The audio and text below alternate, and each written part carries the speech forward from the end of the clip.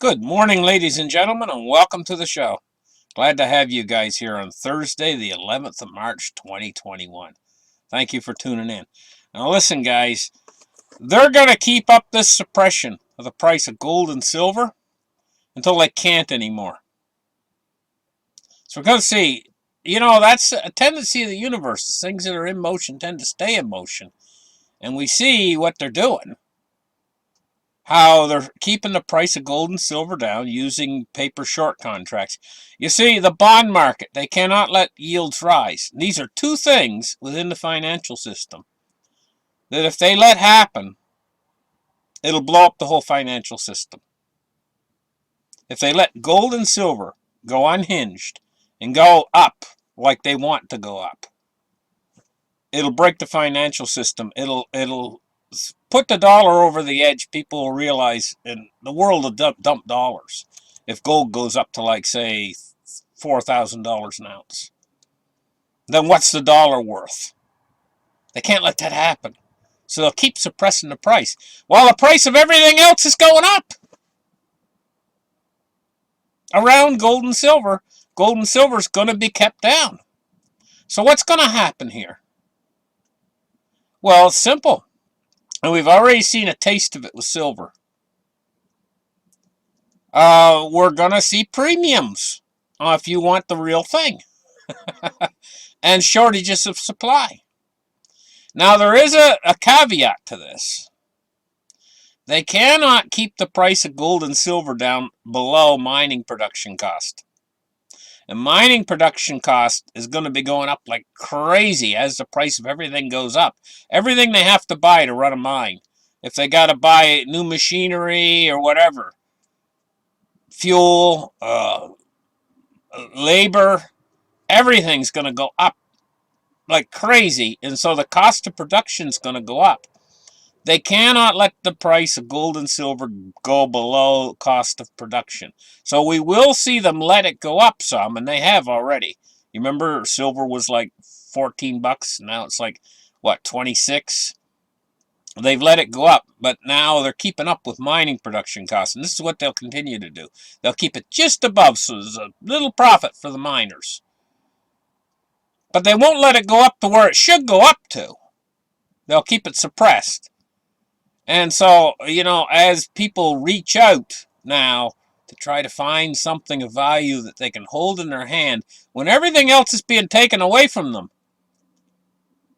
everything else that's connected to the system is being stripped away from you because they are so hungry for taxes. They're going to try to take everything you got. But they can only take what they can see, and you got to be able to hang on, because when this thing comes to its conclusion, do you want to eat? This is basically what it comes down to. You want to eat? When this thing comes to its conclusion, there's a lot of people out there right now who are leading a nice life. They got a nice house in suburbia, and they got a portfolio with stocks and bonds and everything else in there. By the time these guys are done, they're going to strip it away from you, bit by bit, either through taxation or other methods that they have. Taxation's the biggest method that they have to strip everything away from you. And you wouldn't believe it. What's the word I'm looking for? Arbitrary way that they are just going to just slam these taxes down your throat. New taxes that you never even heard of before. All of a sudden, pop! Well, it's like them turning on the light switch. Pop! There's a new tax. And nobody asked for it. Nobody knew what it was coming. Or they'll take an old tax and they'll double it. And, unless... if people say nothing, they're just going to keep doubling everything, doubling down, so that they can give that money, take the money from you, if you're still working, and give it to the people who haven't got any money. This is their big plan. They're going to... So, a lot of people are going to be out there and going to say, well, what's the point of me working anymore? They're going to take all the money out of my pocket and give it to that guy over there, and he ain't working, and he's enjoying life. And he's got more money than me now. What in the hell am I working for? They've turned the system upside. Everything's gone screwy.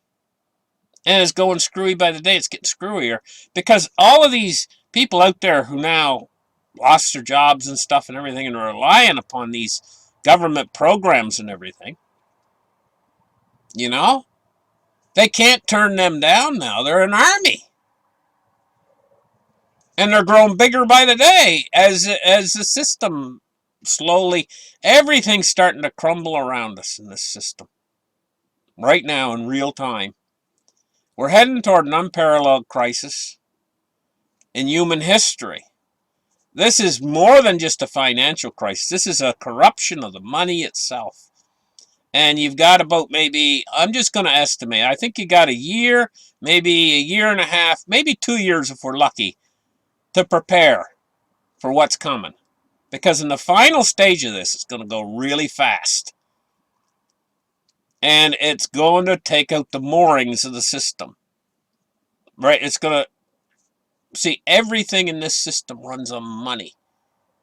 And it's going to be like when I say taking out the moorings, I'm talking about like if you got a big building, you know, and these guys that knock buildings down for a living, they take out the moorings of the building first. They take out the big pillars underneath the building. That's what's happening in our system.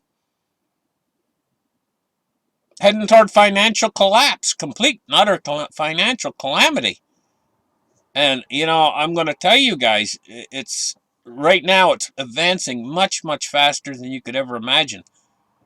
So what do we got going on? Let's open up the charts right here and take a look. Christina Lagarde and the ECB, they're sharply hiking their inflation forecast. Well, that's a no-brainer. Yeah, well, I've told you guys that when everybody starts to see it, by the time everybody starts to see it, there's going to be a mad rush to buy gold and silver, and they'll still be suppressing the price with these paper short contracts when there's none available to buy across the board. That's coming. We've seen this happen in a small way in the last couple months. You know, hard to get silver. It's going to go from hard to get silver to impossible to get silver. And there's going to be a mad rush, and you're going to see what's going to happen is the premium is going to separate from the spot price to a point where it's absolutely ridiculous.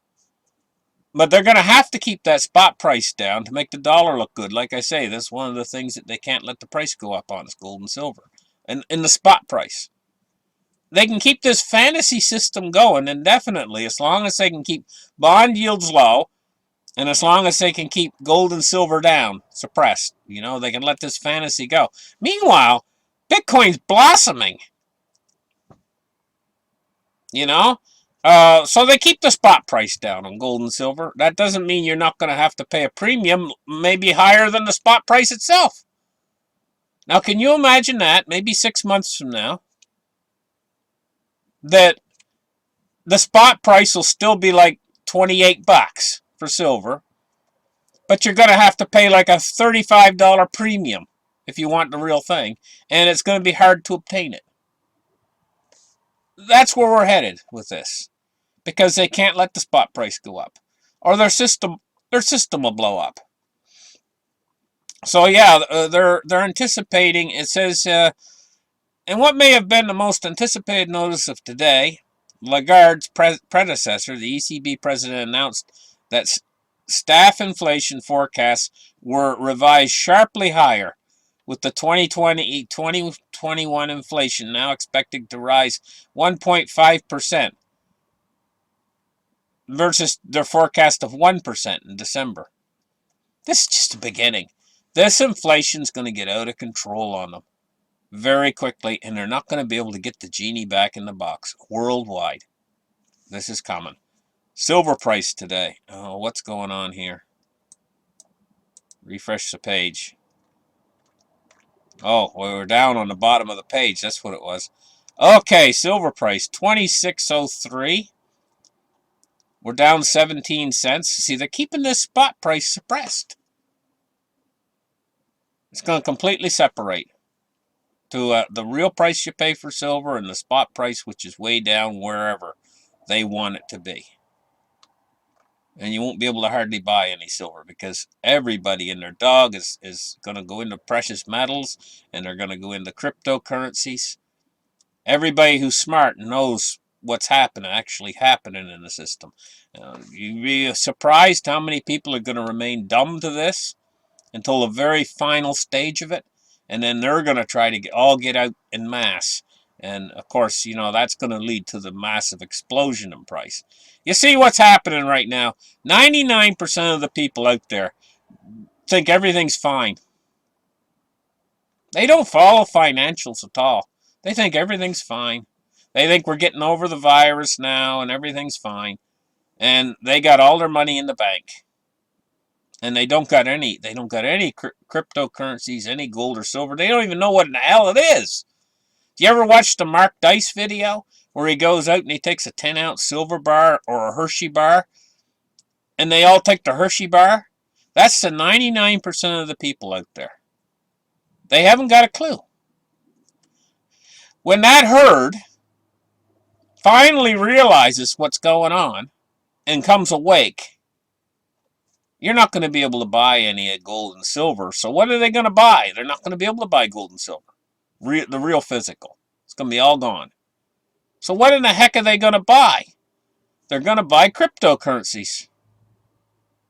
And they're not going to pay the prices that people are paying right now for the stuff. They're going to pay many, many multiples of what the price is going for right now. Just because of their desperation. And, at a certain point, not too far in the future, if cryptocurrency keeps going up into the trillions, it's at 1.7 trillion right now.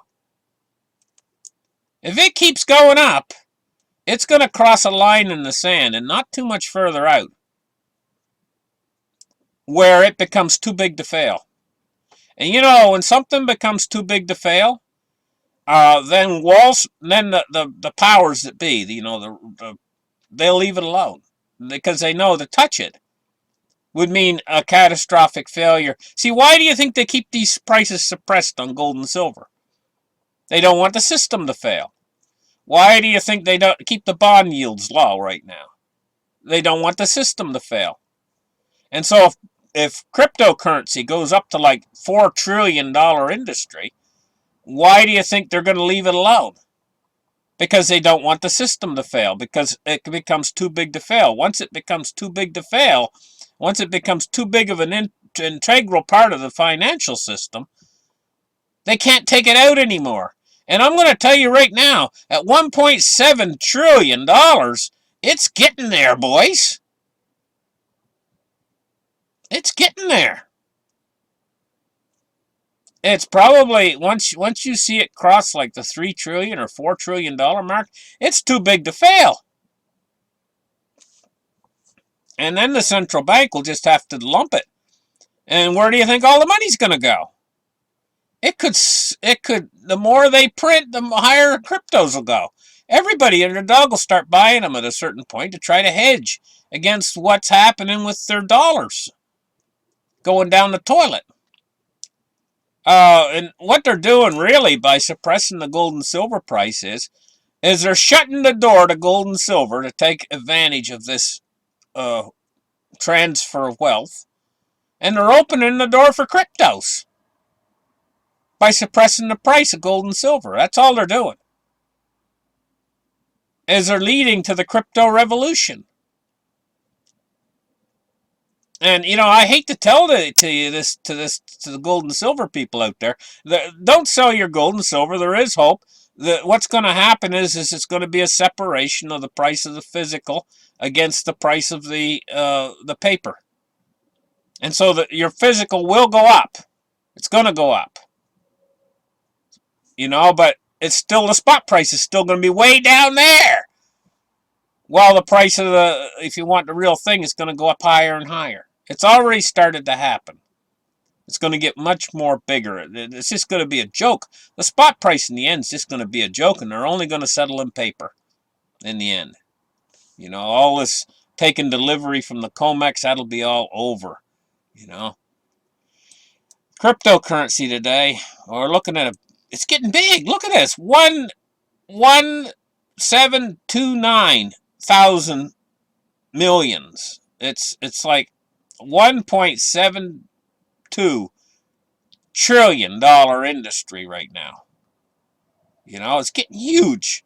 $56,618 Bitcoin. Over $56,000 a piece. Let that sink in for a second. For a Bitcoin. You know, it's getting ridiculous, but it's got a lot more ridiculous to go. You know, in the same way with the stock market. Look at the stock market today. It's up 317 points, 32,614. 50,000, here we come. You know, as long as they keep printing. And they can't stop. What would happen if they stopped printing? Well, again, you know, it's another one of those things where the system will blow up.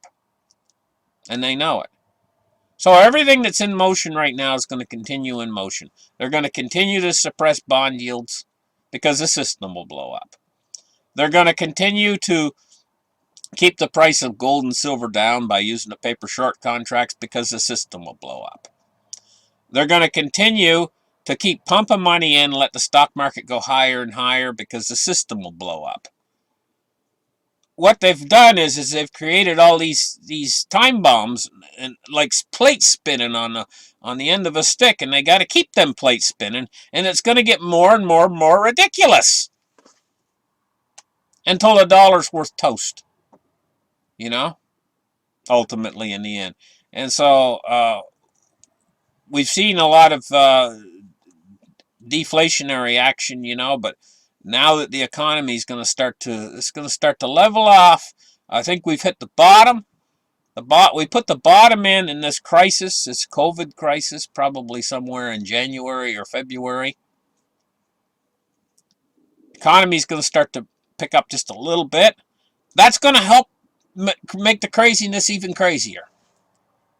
And as we advance later into this year, we only got about a year left, guys, really. And maybe less. Maybe a little bit more. Maybe 18 months or something. But it's coming. You know? I think we probably got a year good coming in front of us. And you got to take advantage of that period in time to try to secure yourself in to make it so that you have real tangible assets in your possession that you can weather the storm that's coming so you'll be able to feed yourself and your family. In other words, get certain things in your life paid off. Maybe you can't pay off your house completely or whatever. The things you don't have paid off, they'll arbitrarily take things from you. Your life, you'll have to downsize in the end, but it comes down to the things that are really important. A bed that's dry, that's important. And some food to eat. That's what it's going to come down to ultimately in this crisis. When we get into the later stages of this crisis, and it's going to be hard to keep yourself in these things because they are going to try to strip you. They're coming after everybody because they've messed up. They're going to make all of us suffer for their mistakes. Let's take a look now at crude oil, 65.59. Move index today, 63.19. We're seeing this little uptick in the move index today, you know, over the last few days. It started, what was it? Started along in here, but it's going up. The trend is up right now in the move index, but it's still down below 75. When it gets above 75, it starts to affect the credit markets.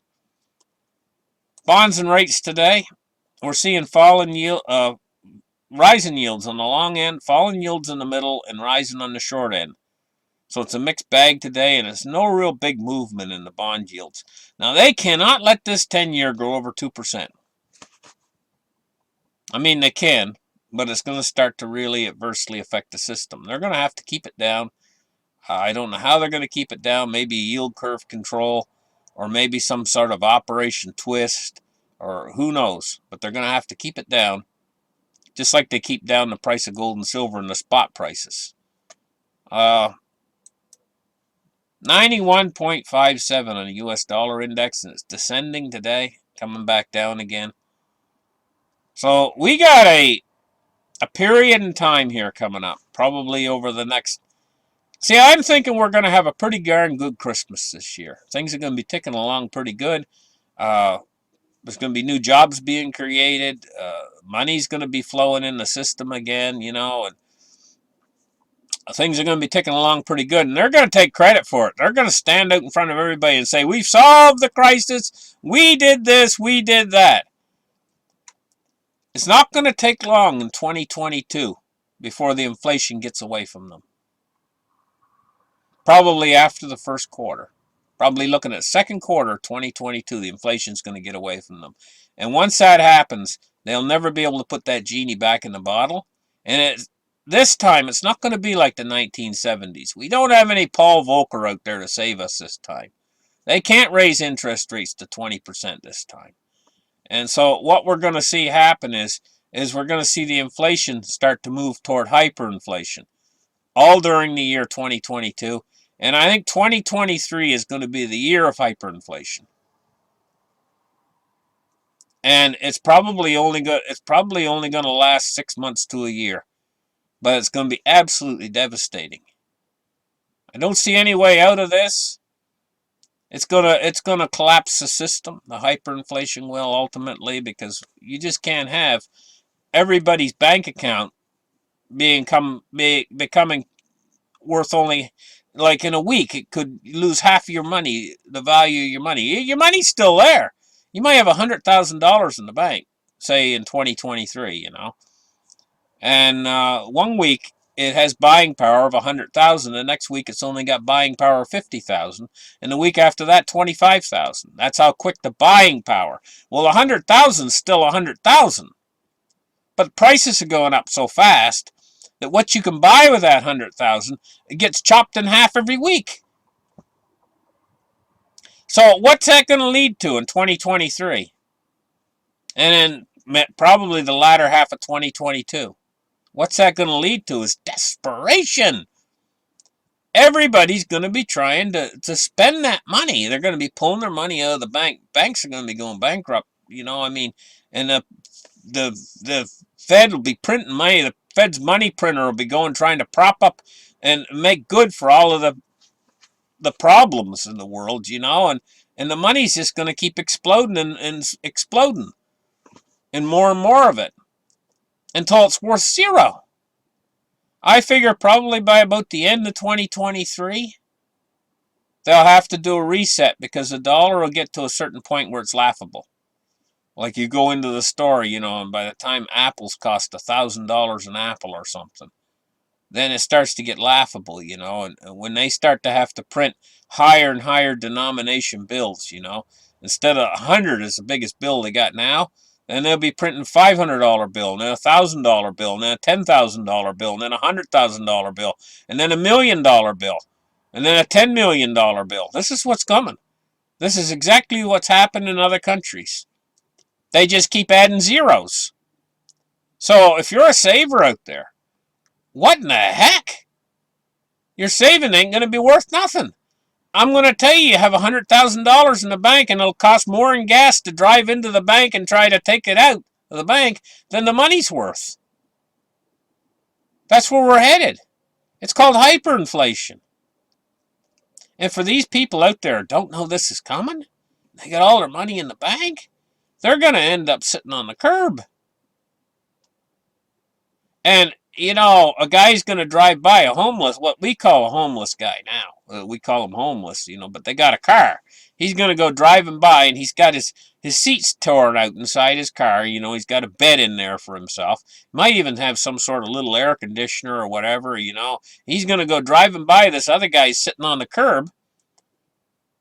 And the guy sitting on the curb will look and say, he's rich, because he's got a bed. This is what we're coming down to. This is why I say the essentials in life, the things you really need. You need a dry bed, because if you're sleeping out on the curb and a big rainstorm comes along, you get soaking wringing wet, and then you come down with some sort of sickness, and next thing you know, you're gone. You get pneumonia, and the next thing you know, you're gone. If you don't have a bed that's dry and warm, and you need food in your belly, and they're bound and determined.